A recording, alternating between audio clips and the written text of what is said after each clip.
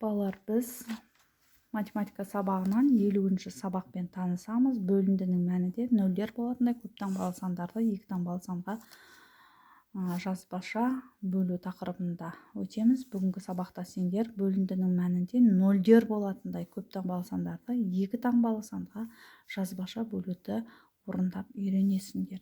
Енді балалар, оқулықта бізде 3-ші тапсырма берілген. 39-шы бетте есептеулерді жазбаша орындап, оны тексер тапсырмасы берілген. Осының бір тапсырмасын мен сендерге жазбаша есептеп түсіндіріп беремін.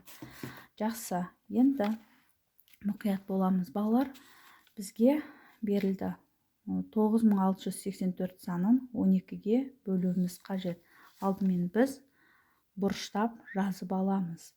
Енді біз екі таңбалы сан болғандықтан біз екі таңбалы санды толымсыз бөлгішті анықтап аламыз. 96-ны 12-ге бөлеміз. Балалар, сонымен қатар бізде 3 рет бөлінетін болғандықтан біз мына жаққа 3 нүкте белгілеп қоямыз. Себебі бөліндінің мәні 3 таңбалы сан болу керек. Біз ұмытып кетпес үшін, өйткені нөлі бар сандар ғой бізде.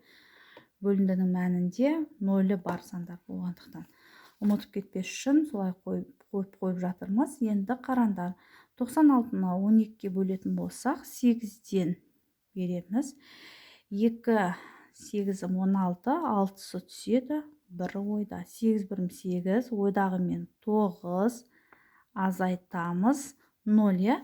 Мен 0-ді жазбаймын, себебі бізде әлі 2 санымыз бар бөлінетін. 8-ді түсіремін.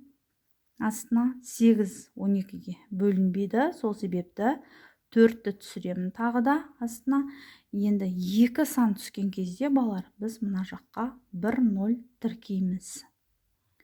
Енді біз 84-ті 12-ге бөлеміз. Мен 7-ден беремін. 2 7-ім 14, 4-ті түседі, 1 ойда, 7 бірім 7, ойдағы мен 8, азайтамыз 0, Енді, яғни бөліндінің мәні 807 шықты. Балалар, енді біз осы бөлуді көбейтумен тексереміз. 807-ні көбейтемін 12-ге. Баған түрінде астасына жазып аламыз. Енді балалар, 807 санын 2-ге көбейтеміз, яғни 2 бірлікке көбейтеміз, астынан бастап жазамыз. 10-дық бірлікке көбейткен кезде, 10-дық бірге көбейткен кезде біз соның астынан бастап жазамыз. Есте сақтаймыз, балалар. 7 бірім, 7 2-ім 14, 4-ті түседі, 1 ойда. 2 0-ім 0, ойдағым 1-ді қоямыз, 8 2-ім 16. Енді біз 10-дық бірге көбейтеміз. 7 бірім 7, 0 бірім 0, 8 бірім 8. Енді біз осы толымсыз көбейткіштерді қосамыз. 4, 8, 6, 9 болды.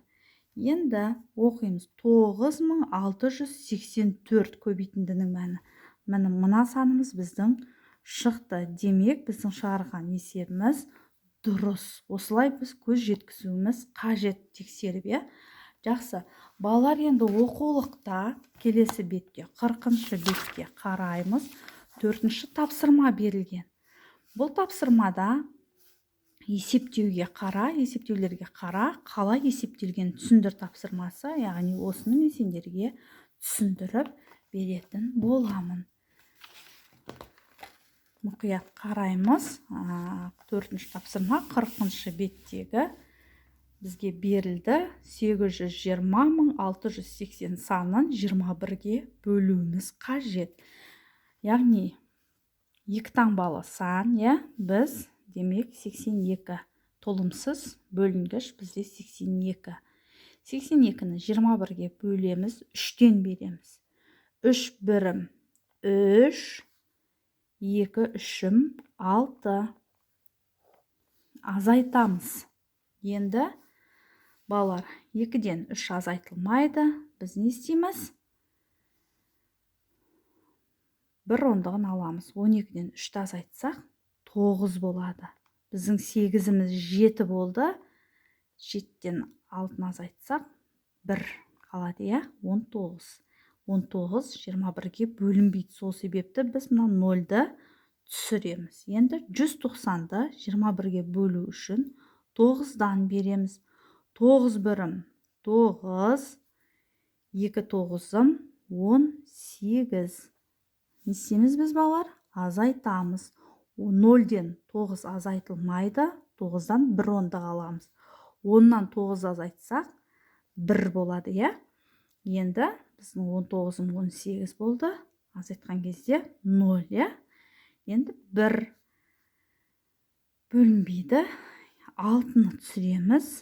Енді 16. Тағы да бізге 21-ге бөліне ме? Бөлінбейді. Сол себеп мәні біз 6-ны 1 санды түсірдік. Енді астына 8-ді түсіреміз, қараймыз. 2 сан түсті. Біз мына жаққа 1 0-ды тіркейміз. Енді 168-ді 21-ге бөлеміз. 8-ден берем. 8 бірім 8, 2 8-ім 16. Азайтамыз. 0 болды. Енді қарасындар балалар, мына жақта 1 0 қалды. Оны біз не істейміз? Мұнда келіп тіркейміз. Мәні бөліндінің мәні 39.080 шықты. Енді біз балалар осыны не істейміз? Көбейтуменен тексереміз. 39.080-ді көбейтеміз 21-ге. Енді балалар мына жақта мына 0 тұра береді. Соңғы 0 тұра береді. Кейін біз бұны соңғы жана мәніне тіркей саламыз. Біз яғни 3908 санын 21-ге көбейтіп аламыз. Бірінші алдымен біз 3908 санын 1-ге көбейтеміз. 8 бірім 8, 0 бірім 0, 9 бірім 9, 3 бірім 3. Біз бірліккең астына көбейттік па, соның астынан жазың. Енді біз 10-дыққа көбейтетін болса, қазір тура соның астынан былай қарай жазамыз. Қараймыз енді.